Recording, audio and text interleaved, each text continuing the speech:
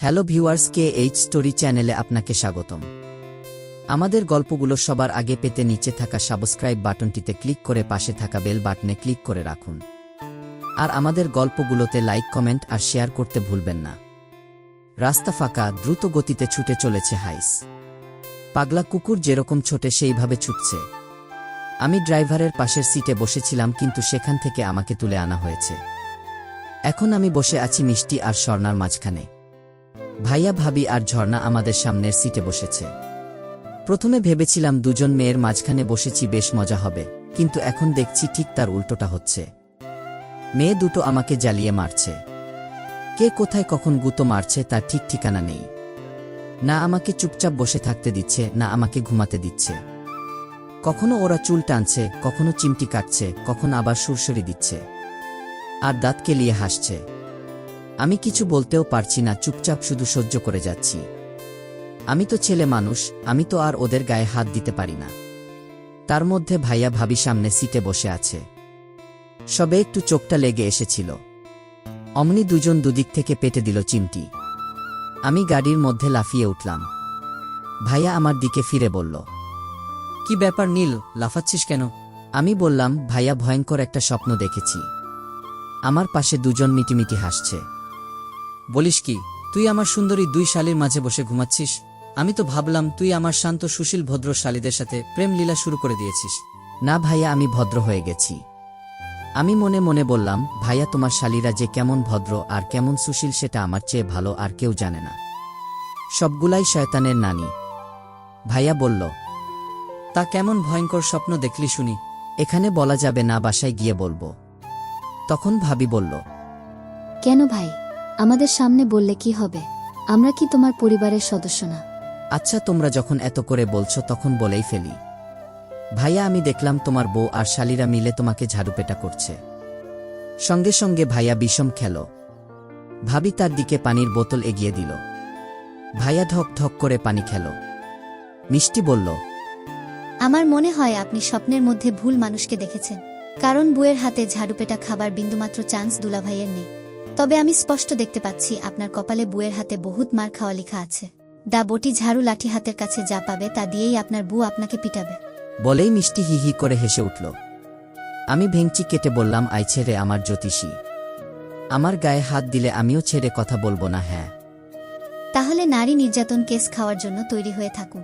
মিষ্টির কানের কাছে মুখ নিয়ে গিয়ে ফিসফিস করে বললাম, বিয়েটা আগে করি, তারপর দেখবনি কে কাকে মারে। মিষ্টি ভেঙচি কেটে মুখ ফিরিয়ে নিল। একটু পর আবার গুঁতো দেওয়া শুরু করল। আমি মিষ্টির কোমর চেপে ধরে ফিসফিস করে বললাম, আর একবার যদি আমাকে ডিস্টার্ব করছো তাহলে আমি সবার সামনে একদম কিস করব বলে দিলাম। কে কি ভাববে সেটা কিন্তু আমি দেখব না।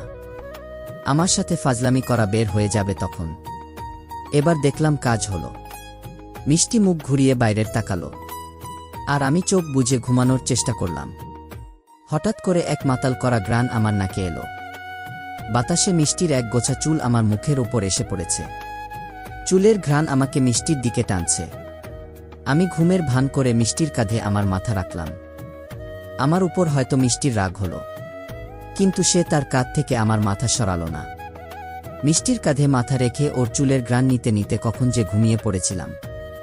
হঠাৎ একটা ধাক্কায় ঘুম ভেঙে গেল। মিষ্টির দিকে তাকাতেই দেখলাম সে রাগী চোখে আমার দিকে তাকিয়ে আছে।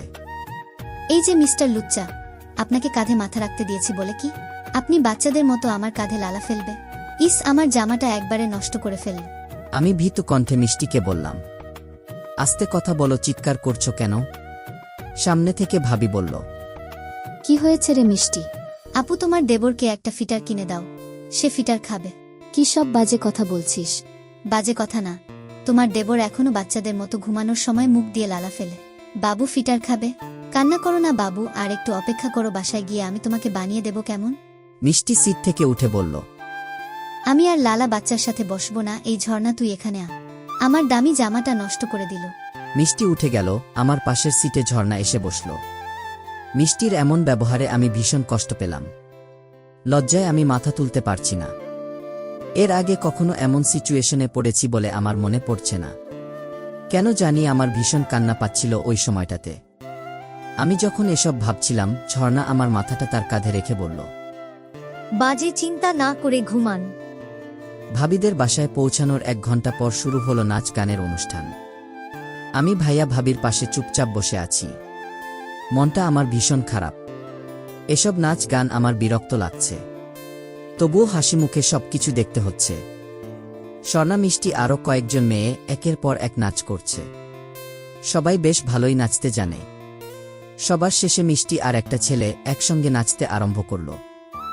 দুজনের জুটি মাশাল্লাহ খুব ভালো। কিন্তু আমার কেন জানি ভীষণ কষ্ট হচ্ছে। ছেলেটা বারবার মিষ্টির কোমরে হাত দিচ্ছে, কোলে তুলে নিচ্ছে, হাত ধরে টানাটানি করছে। এসব অশ্লীল নাচ এত মানুষের সামনে নাচার কোনো মানে হয়? হঠাৎ ঝর্ণা এসে আমার হাত ধরে বলল,